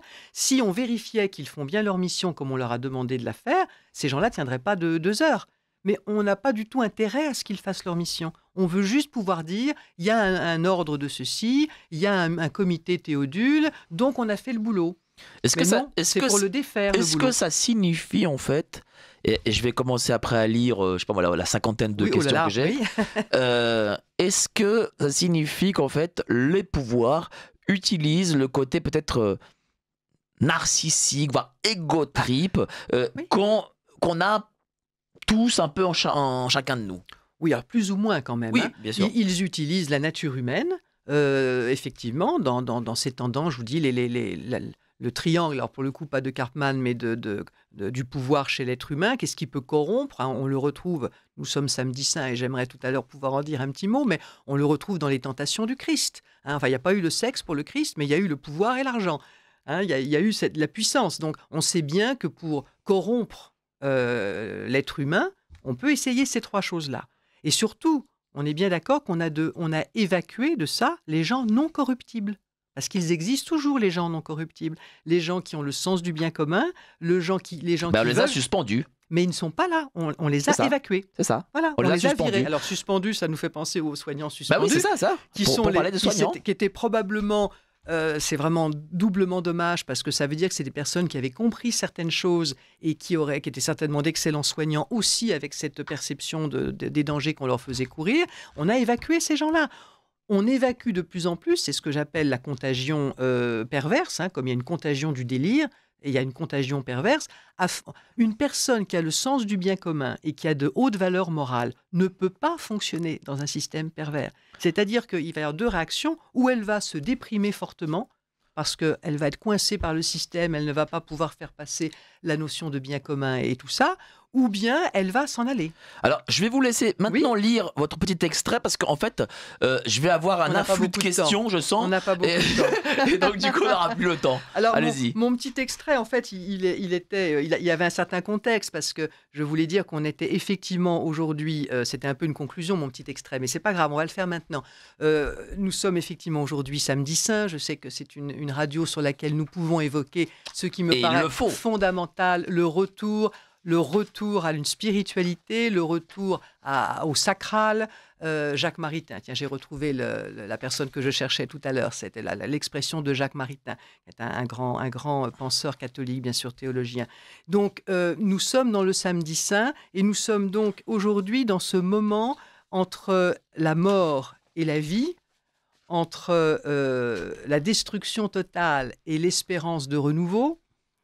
Alors, sauf que nous, chrétiens d'aujourd'hui, nous savons qu'il va y avoir la résurrection. Nous savons qu'il existe un dimanche de Pâques et il n'y a que 24 heures à attendre. Ce qui me paraît ce à quoi j'aime penser aujourd'hui, c'est tous ces chrétiens de l'époque de Jésus, les apôtres, les gens qui entouraient Jésus et qui ont vu ce maître spirituel, humain et autres, ils ont vu leur maître mourir dans des conditions épouvantables et eux ne savaient absolument pas qu'il allait ressusciter, bien entendu. C'est-à-dire qu'ils étaient devant le néant. On a perdu notre joyau, on a perdu la direction de notre vie, on a perdu le Maître, le Fils de Dieu. Et là, c'est le désespoir parce que, alors, est-ce que c'est fini? Est-ce que c'est terminé? Est-ce que bon. Et bien entendu, nous savons, et c'est pour ça que le samedi saint n'est pas trop dur à vivre, nous savons qu'il y a eu Pâques derrière, qu'il y a eu la résurrection et qu'il y a eu cet émerveillement du renouveau de Pâques. Et je trouve que c'est assez analogique de ce que l'on vit actuellement, sauf que nous, il y a une renaissance dont nous ne savons pas encore, une résurrection, si elle aura lieu ou pas. Nous sommes dans le samedi saint, c'est-à-dire que notre monde s'écroule, beaucoup de choses se sont totalement écroulées, de nos valeurs, de ce que l'on pouvait, de ce qu'était la France d'avant, que j'ai connue, que vous avez connue, que beaucoup ont connue. On voit la destruction, on voit la perversion, on voit la corruption et tout ça, et on se dit, mais est-ce qu'il y aura un après? Est-ce qu'il y aura une résurrection? Et ce que je voulais dire ce matin, c'est que je pense que de ce point de vue-là, toute personne spirituelle, et peut-être les chrétiens en particulier, parce que ça c'est au cœur de notre foi, nous avons vraiment un rôle à jouer dans ce moment particulier, parce que nous savons que l'amour a vaincu. Nous savons que Christ est ressuscité. Donc, nous avons peut-être cette possibilité d'entraîner les personnes qui nous entourent, et dont beaucoup sont assez désespérées, de leur montrer qu'il y a un chemin, et que ce chemin, c'est tout simplement le chemin de petites actions humaines, chrétiennes, au quotidien, de remettre de l'humain partout, de remettre de l'humanité, de la solidarité, du réel également. Je parle beaucoup dans le livre de remettre du réel, de cesser d'accepter des conceptions totalement perverties sous prétexte qu'il ne faudrait pas choquer les personnes qui s'en revendiquent. C'est un double piège. On pourrait revenir après, mais je voudrais terminer mon... Et donc, je voulais une petite citation que j'ai trouvée hier à propos d'un frère, le frère Robert, je crois que c'est... Excusez-moi, j'ouvre mon petit papier. C'est Robert Auger qui propose en fait des exercices spirituels sur la base de l'œuvre de Bernanos. Et il a eu cette phrase que je trouve infiniment précieuse. En s'associant à l'angoisse du Christ, comme les principaux personnages de l'œuvre romanesque de Bernanos, le croyant plonge dans les ténèbres pour apporter la lumière à ceux qui en sont privés. Selon l'expression de Thérèse de Lisieux, il se met à la table des pécheurs pour partager avec eux le pain d'amertume et opérer un admirable échange, il assume, pour l'épuiser, le sentiment de l'angoisse du monde moderne, cette angoisse qui a comblé le vide laissé par le rejet de la foi. Il assume pour l'épuiser le sentiment de l'angoisse du monde moderne. Ça, c'est possiblement le rôle du chrétien tel que le propose ce moine. C'est aussi un peu le rôle du psy quand il accueille la personne. Il n'a pas nécessairement de solution, bien sûr, à sa douleur ou à sa souffrance, mais son rôle déjà, et ce qui soulage énormément la personne, c'est d'être avec elle dans ce qu'elle ressent, de nommer avec elle ce qu'elle ressent, c'est-à-dire de lui dire, en quelque sorte, non seulement qu'elle n'est pas folle, mais la plupart du temps que son malaise même, son mal-être même, signe qu'elle a compris et vu un certain nombre de choses. Et c'est un peu le signe de sa bonne santé. C'est comme ça qu'on rétablit. Donc, voilà, je voulais nommer ça à un moment ou à un autre. Merci beaucoup. Et je vais lire le petit poème qu'on nous envoie nos auditeurs. Notre auditeur Michel, homme qui pape embrasse en disant Pax Christi, Emmanuel lui-même au nom d'Eucharistie, nous offre la survie, paix jusqu'au sacristie, quoi qu'il en coûte son verbe, virus mort, sapristi. Bravo, bravo, bravo. Marion Saint-Michel, gouvernance perverse. Voilà, je le montre à la caméra parce que dorénavant, nous sommes filmés chez Marco Pieter. Et là, je commence le marathon des questions. Regardez toutes ces questions-là. Ah oui, il y en a beaucoup là. On se prépare. Merci à votre intervenante de mettre des mots sur cette période de terreur. Durant cette période, étant hypochondriaque, j'ai eu une réaction, disons, hystérique, mon cerveau, merci à ma mère qui n'était pas pour les injections. Ah oui. Je n'ai pas cédé aux sirènes de l'injection, un traumatisme supplémentaire car je me suis fait proprement sortir du cabinet de mon cardio qui m'a asséné la tirade de Macron en me remettant mon dossier médical. À ce jour, je porte encore ce masque dans le métro tout en sachant le ridicule. Beaucoup d'angoisse comme beaucoup, ce qui m'a provoqué de l'hypertension. Je tiens à remercier le conseil scientifique indépendant, le professeur Raoult et ses vidéos et aussi Radio Courtoisie. J'ai encore des réactions de peur de cette époque tout en ayant conscience de ce grand mensonge mondial. Oui, la prise de conscience ne suffit pas à quitter l'injection de cette terreur car actuellement nous vivons en France un régime de terreur sous-jacent où toutes les valeurs sont bafouées et où ce monde nous paraît bien gris, voire noir, bien à vous. C'est quand même très, très touchant et typique de ce qu'on nommait tout à l'heure le trauma. Et c'est pour ça, je parle dans le livre, la première nécessité, c'est pour chaque individu de retrouver son immunité psychique. On nous a bien dit pendant le Covid qu'il n'y avait soi-disant pas d'immunité naturelle, ce qui était évidemment un gros mensonge par omission. L'immunité naturelle aurait largement suffi, avec un peu d'aide qu'on a connue après, pour nous protéger. Mais il existe aussi une immunité psychique qu'il faut récupérer de diverses manières. Je ne vous l'explique pas maintenant parce que je crois qu'il y a trop de Mais justement, comment cette dame peut qu'est-ce qu'elle doit faire cette dame aujourd'hui? Probablement ne pas rester seule. Alors, j'allais dire aller voir un collègue, ce serait certainement une bonne... Parce que là, il y a un trauma. Oui, oui. Et le trauma, vous voyez, s'explique par la dissociation entre le fait que cette dame a parfaitement compris de quoi il s'agit. Donc, elle sait que c'est pas obligé d'avoir peur et c'est pas raisonnable de porter encore le masque, mais elle ne peut pas faire autrement émotionnellement. Donc, nous ne sommes pas que pur esprit. Ça, c'est une chose aussi. Enfin, nous ne sommes surtout pas que pure cognitivité mentale. Ce qui n'a pas suivi pour beaucoup de ces personnes et pour beaucoup d'entre nous, c'est l'émotionnel. C'est ce que on pourra appeler l'intelligence émotionnelle par rapport à l'intelligence cognitive. Et donc, il faut absolument unir les deux. Et donc, il faut travailler sur l'émotionnel. Ça, c'est extrêmement important. Retrouver notre immunité. Est-ce que cette dame doit peut-être consulter un spécialiste? Je pense que ce serait la meilleure chose à faire, oui, c'est de commencer par voir soit un psy, peut-être de préférence un psy. Effectivement, c'est. Mais le fait qu'elle le dise, qu'elle l'écrive, est-ce que c'est déjà un premier pas? C'est-à-dire qu'elle sait qu'il y a quelque chose? Oui, non, mais le travail a commencé là. D'accord. Simplement, il faut aller au bout pour qu'elle soit libérée de son obligation qu'elle ne souhaite pas de porter ce masque, par exemple, dans le métro. Alors, merci madame pour votre explication pédagogique claire et très inspirée, d'être convaincante. Je vais vous lire, oui, lisez. C'est gentil. Gouvernance perverse. Le psychiatre italien Adriano Sagatori avait d'emblée diagnostiqué l'occupant du palais de l'État français comme atteint de psychopathie. Les sentences telles que "la bête est là", "nous sommes en guerre" et ses addictions à la transgression, y compris sexuelle, nous indiquent un profil déséquilibré qui prône la guerre comme un mantra. Tout à fait d'accord.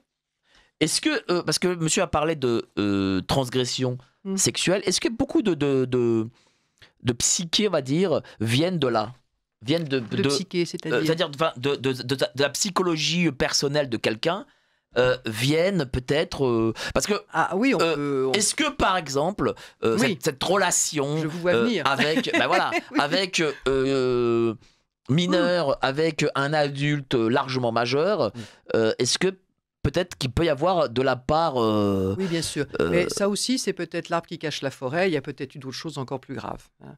Il y a peut-être eu d'autres sévices, d'autres, je ne sais pas.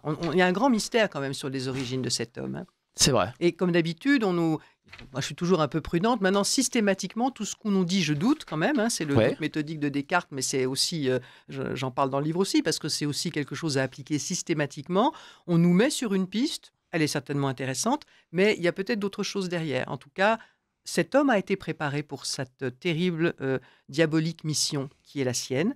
Donc, comment, je ne le sais pas. Par qui, j'ai quelques idées, mais pas précisément non plus. Mais c'est certain qu'il a été préparé. Donc, il y a différentes choses qui peuvent vous préparer à ce type d'action, bien sûr. Bonjour, les élections servent à faire croire à chacun qu'on n'a pas de pouvoir avec une voix sur 40 millions. Et par contre-coup à provoquer un mouvement de foule. On vote comme ce que les sondages nous poussent à croire. Dans les administrations et les entreprises, l'utilisation de la perversion a commencé vers 2010. Oui, elle avait commencé bien avant, mais elle était minoritaire. Moi, j'ai passé 10 ans en entreprise, hein, entre 86 et 96. En entreprise du tertiaire? Dans des grandes entreprises. Non, dans des entreprises... enfin, une entreprise de transport et une entreprise industrielle. Des grands groupes, hein, de gros groupes internationaux.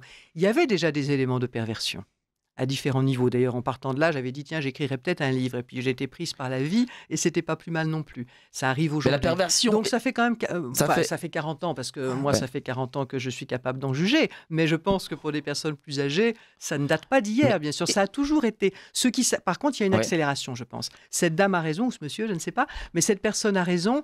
Il y a une accélération très nette à partir des années 2010 et probablement, bien entendu, avec la crise, là, il y a eu Est-ce que là aussi, une énorme accélération. Le monde de l'entreprise a utilisé les méthodes allemandes de la Seconde Guerre mondiale avec la création de chefs, de sous-chefs, pas de filiales, mais comment dire, dans les groupes des filiales, des branches, c'est toujours cette question de la dilution du pouvoir.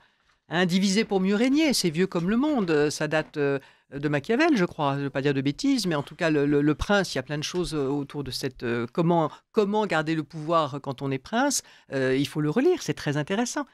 En fait, il n'y a rien de nouveau sous le soleil, hein. La nature humaine est toujours la même. Ce qu'il y a de nouveau, c'est que les moyens aussi, avec l'informatique, la numérisation, les moyens techniques modernes sont considérables, permettent une avancée considérable de ces modes de gouvernance et aussi que visiblement le pouvoir économique qui s'est concentré ces 10 dernières années avec la globalisation et la mondialisation entre des mains de quelques milliardaires, je ne sais pas combien on en a dans le monde, mais je crois que j'ai mis les chiffres dans le bouquin, cette concentration du pouvoir économique qui aujourd'hui sont beaucoup plus forts, pour certains, ils pèsent plus lourd que le budget des États. Il y a quelque chose d'anormal. Même si on peut espérer que la personne soit saine, là, je sais que certaines personnes ont pas mal d'espoir avec aux États-Unis Trump ou Musk, ou bon, je ne demande qu'à partager cet espoir, mais quand bien même il ferait un travail de bien commun, extraordinaire, je resterai perplexe et interrogative devant le fait que cela reste des personnes, des êtres humains, et qu'ils ont un pouvoir démesuré, qu'il n'y a pas de contre-pouvoir, il n'y a plus de démocratie. À partir du moment où vous avez des pouvoirs aussi puissants qu'un État, vous ne pouvez plus espérer la démocratie. Et ça, on fait comment ? Bien sûr. Hein, je pose la question, je n'ai malheureusement pas la réponse. Une auditrice, je souhaiterais connaître les références du livre cité par l'invité, donc je le remontre, je ne fais que de le montrer en caméra et je vais le reciter pour vous, chers auditeurs. Marion Saint-Michel, gouvernance perverse, la décoder sans libérer chez Marco Pieter. Avec une très belle préface, si je peux me permettre de le dire, de Jean-Dominique Michel. Qui connaît très bien ces sujets. Et qui me... Je souhaiterais aussi savoir si Madame Saint-Michel exerçait en région parisienne. Je crois que oui. Effectivement. Je précise que j'ai laissé dans le livre mes coordonnées, mon mail, pour les personnes, alors pas nécessairement pour travailler avec moi, parce que là, je vais peut-être pas avoir le temps de prendre beaucoup de nouvelles personnes, mais aussi pour recevoir justement les témoignages comme on a aujourd'hui, les réactions des personnes à la lecture du livre. Voilà, ce qui me permettra peut-être de continuer un travail en tenant compte aussi de ce que peut-être une deuxième partie. Peut-être un deuxième opus, oui, en tenant compte de ce que les personnes ont vécu. Pouvez-vous rappeler de temps en temps le nom de votre invité? Bon, c'est fait. Oui. Il n'y a pas tant de questions que ça. Si, il y en a encore, Alors, je vais pour commencer à vraiment poser des questions. La mafia de l'État profond, dirigeant les marionnettes des États visibles, LGBT et l'économie financière virtuelle mondialiste, est en crise suite à une chute du taux du profit bancaire depuis 2018. N'a-t-elle donc pas besoin de revenir à une économie réelle, industrielle nationaliste pour établir son profit? N'est-ce pas dans ce but qu'elle a organisé la crise sanitaire afin d'arriver aujourd'hui à la politique de Donald Trump? Je sais pas, mais là on est dans l'économie, on n'est pas trop dans la psychologie.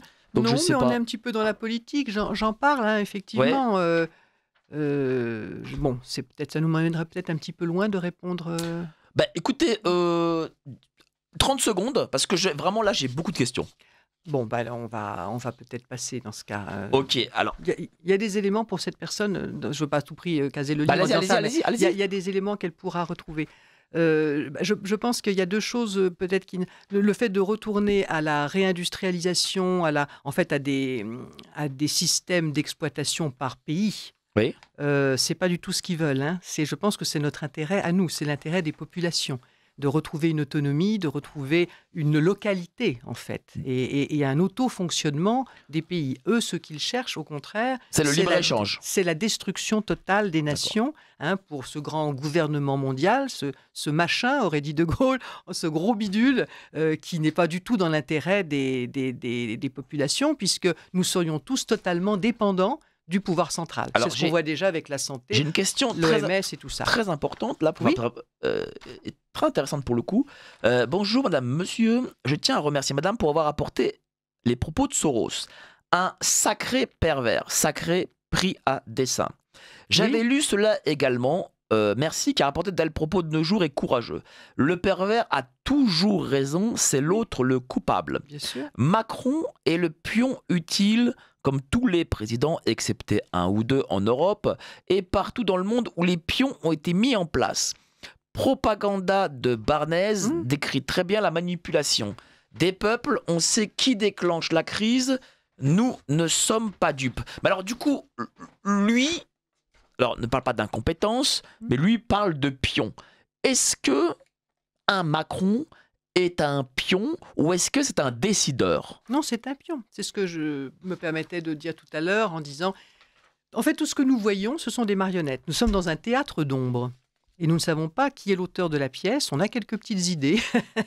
On peut voir, il y a plusieurs auteurs, mais on n'a pas vraiment les auteurs. En tout cas, ils n'apparaissent pas. C'est un peu comme les affaires. Vous savez, quand on veut faire des affaires et les cacher, on crée tout un tas de sociétés diverses et variées avec des filiales, avec des sociétés écrans. On appelle ça d'ailleurs, ça veut tout dire. Hein. C'est pour faire écran à la réalité des échanges économiques qui ont lieu derrière. Ils ont fait la même chose en politique.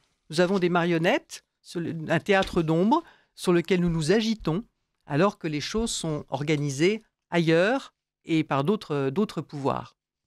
Donc il faut cesser de s'agiter dans ce théâtre d'ombre, hein. C'est une chose déjà basique. Hein. Bien sûr.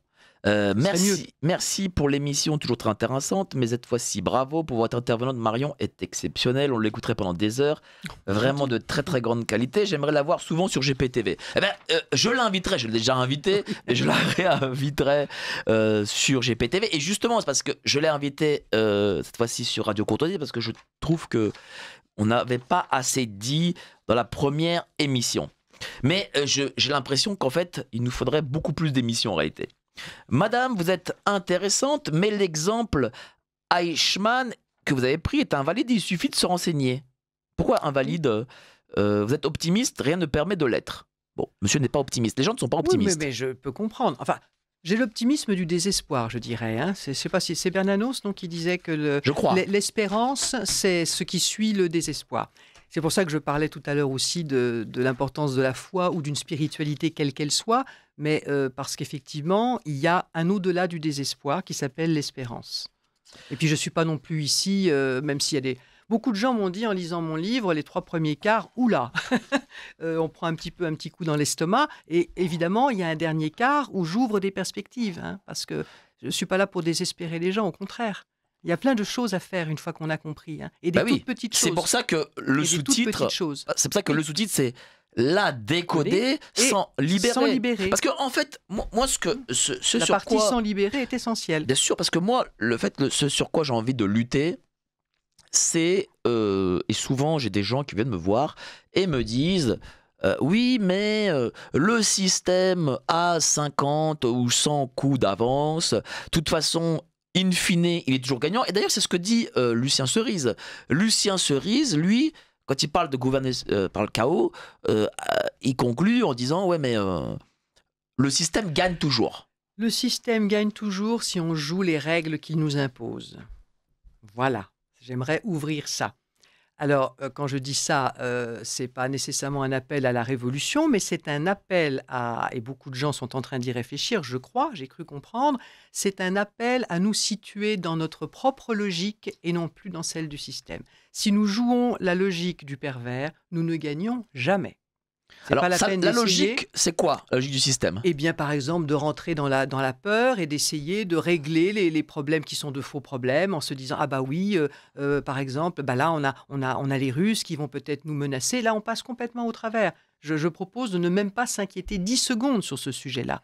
Le sujet, c'est qu'on peut avoir quelqu'un qui va chez nous agresser suffisamment quelqu'un pour qu'on ait une réaction un jour. Mais vous voyez, le problème n'est pas là où on nous le pose. Donc, il faut absolument dépasser, ne pas rester dans leur niveau de fonctionnement. Et j'imagine aussi, parce que ça c'est un problème que je remarque Je peux être un en peu faisant, plus concrète, si vous en faisant voulez. du terrain, c'est que beaucoup viennent me voir et pensent constamment à ce que le système va mettre en place. Oui, alors ça s'appelle un enfermement. Voilà. Je le comprends très bien. C'est ce qu'ils Oui, veulent mais aussi. c'est pas bon. Ben non, c'est pas bon du tout. Voilà. C'est ce qu'ils veulent aussi. Comment avaient-ils déjà pensé probablement qu'ils allaient juguler la dissidence? Parce qu'ils s'attendaient bien à avoir une dissidence. Un moyen de juguler la dissidence, c'est de les rendre fous. J'ajoute une chose très importante. Le but, en dernier ressort, de la perversion, c'est de rendre l'autre fou. Si vous pouvez vous faire une belle petite autodestruction tout seul, ça fait autant de bouches à nourrir en moins pour le système et ça fait autant d'opposants en moins. C'est pour ça que je ne cesse de redire que la première chose, c'est de ne pas rester enfermé si vous vous rendez compte que vous passez... Enfin, si vous vous rendez compte ou votre entourage que vous êtes atteint, miné personnellement, intérieurement par tout ce qui se passe.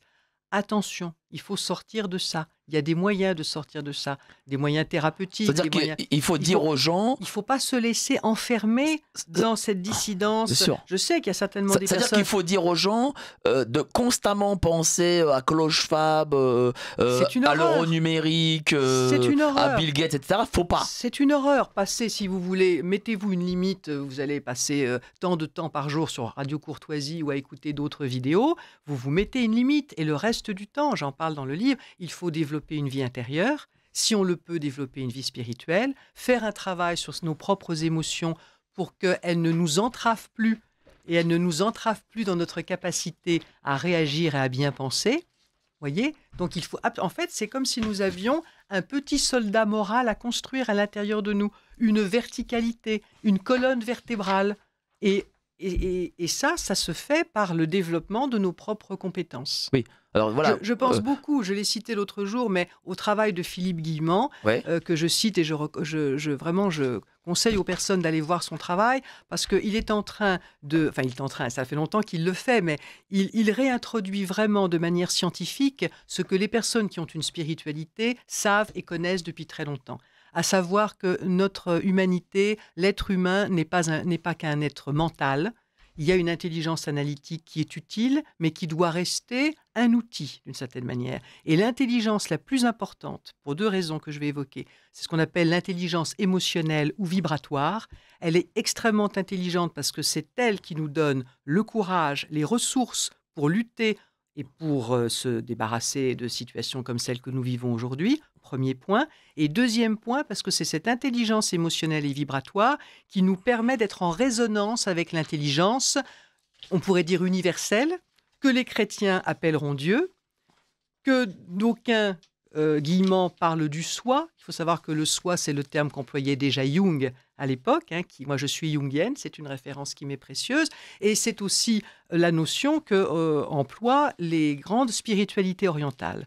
Le soi, c'est à la fois l'intelligence universelle extérieure, l'intelligence de la vie, ce que nous appellerons Dieu, et ce soi, nous l'avons également à l'intérieur de nous. Nous avons une partie d'éternité. Nous avons, vous savez, en tant que chrétiens, nous avons Dieu à l'intérieur.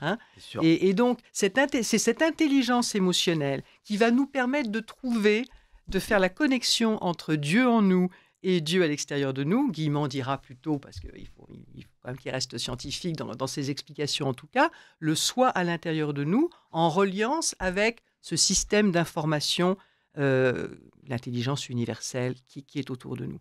Donc, voyez bien que le pouvoir actuellement, il veut nous maintenir dans le mental. Parce que le mental, c'est ce qui divise. La peur nous divise. Quand on a peur, on est tellement dans l'évitement de ce qui nous fait peur qu'on n'est plus en train de développer nos ressources, de se relier à d'autres et de bien réfléchir à la situation. On va être sclérosé par la peur. Donc, ils ne veulent pas du tout. Ils veulent nous maintenir dans ce côté inflammatoire du mental. Voyez, pensez toujours à la même chose. Donc du coup, dont les médias, alors les médias, ils font ça magnifiquement. Donc du coup, voilà, donc, arrêtez de penser tous les jours à Schwab, à Bill Gates, machin. Faites du sport, allez dans la de vos nature, familles, voilà. Restez en contact avec le sourire d'un enfant, ayez des animaux de compagnie, et surtout reliez-vous aux autres. L'autre chose que j'avais peut-être envie de dire si j'ai 2 secondes, c'est cette notion d'impuissance acquise. Développé par Seligman, mais peu importe, dans les années 60. Ils travaillent aussi, le pouvoir, la gouvernance perverse, sur le sentiment d'impuissance acquise. C'est-à-dire ils font tout pour qu'on se sente impuissant. Quand on reste au niveau des généralités, c'est-à-dire le mental, on se sent impuissant. Est-ce que vous et moi, aujourd'hui, on va pouvoir aller contrer ce système que nous décrivons ensemble, etc. Non, on n'en a pas les moyens, en tout cas au niveau de l'attaque du système. Par contre, vous et moi et toutes les personnes qui nous entendent, nous allons pouvoir grignoter la base de la pyramide. Voyez ? Et vous connaissez le principe des termites ? Dites-nous. Le principe des termites, c'est que c'est une toute petite bestiole qui a l'air de rien, mais quand vous envoyez une nuée de termites à l'attaque de... Alors eux, ce n'est pas les pyramides, c'est plutôt les planches en bois et les poutres, etc. Et d'un seul coup, vous avez la poutre qui s'effondre et vous ne savez pas pourquoi, et vous découvrez à l'intérieur qu'elle a été bouffée par une nuée de termites. C'est-à-dire des toutes petites choses, par des petites personnes que nous sommes, mais infiniment précieuses, et qui vont attaquer sur des toutes petites choses. Par exemple, redire le réel. Je pensais à une de mes patientes cette semaine qui me cite vraiment un tout petit détail. Elle est allée refaire sa carte d'identité. La personne lui a proposé, maintenant on peut mettre, quand vous faites votre nouvelle carte d'identité numérique, vous pouvez la mettre sur votre téléphone. Et ma cliente a juste répondu, ma patiente, non, ça ne m'intéresse pas, on a suffisamment de QR codes comme ça, on est suffisamment fiché et numérisé, ça ne m'intéresse pas de le faire. Mais très gentiment, elle a dit ça là. Et elle a vu la dame de la mairie, donc il a regardé avec l'air de découvrir un petit peu quelque chose et qui lui a dit « Ah oui, c'est intéressant ce que vous dites là. » Point barre. Ça, c'est le travail du termite.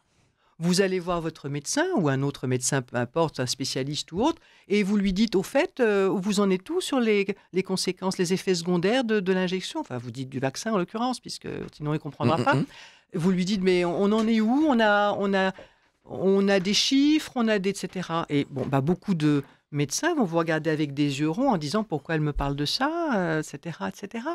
Mais si tout le monde leur pose cette question, les termites, là, personne ne parle plus de rien. C'est très intéressant ce que vous dites. Les termites. C'est-à-dire qu'en fait, on n'a pas besoin d'aller en frontal auprès de nos proches, par exemple, mais parfois sur des questions un peu évidentes comme celle-ci. On remet du réel.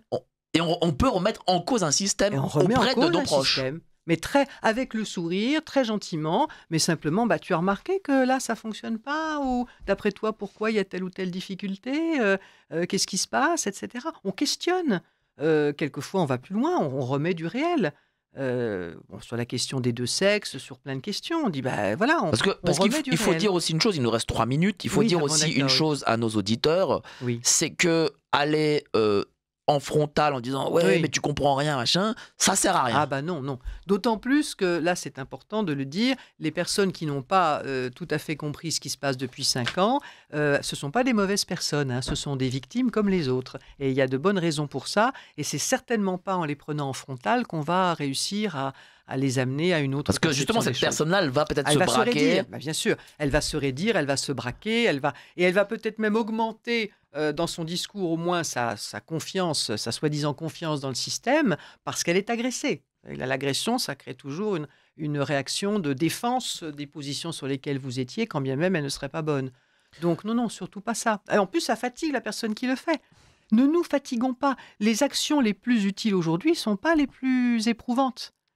Ce sont des actions très simples, et je sais qu'il y a plein de gens qui nous écoutent qui le font déjà. Merci Le poil à Marie. gratter aussi. Le Il faut être le poil à gratter. un poil à gratter. Voilà. Et c'est la méthode la plus C'est la plus importante. Et si on fait ça, Voilà. chacun de nous fait ça tous les jours à 2, 3, 4 personnes. C'est extrêmement précieux.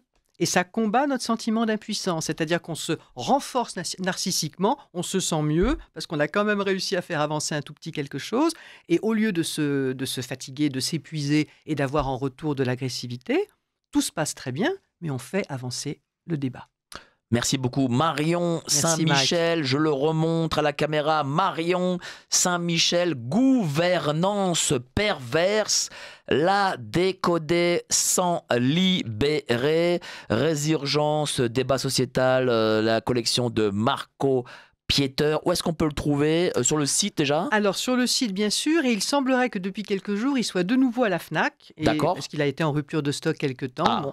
très bien. Et sans doute va-t-il bientôt être de nouveau sur Amazon Donc, aussi. à la FNAC, et puis Amazon, dans les libraires, n'oubliez pas de faire travailler nos libraires. Comme lesquels... je ne suis pas connu du tout, ils ne l'auront pas nécessairement, mais ils peuvent le commander assez rapidement. Ça Donc, peut être sympa voilà. aussi de passer par les libraires. Allez, Bien sûr. gouvernance perverse, la décoder sans libérer. Évidemment, c'est mieux d'aller sur le site de l'éditeur Marco Pieter ou alors dans un libraire. Ou en librairie. En bien librairie. sûr, Mais bon, si mais vous bon, ne le pouvez voilà.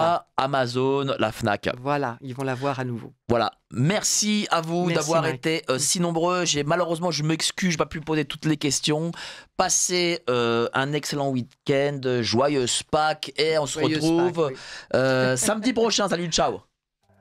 Quand j'étais petit, je lisais dans le rayon BD des grandes surfaces. J'ai pas beaucoup changé.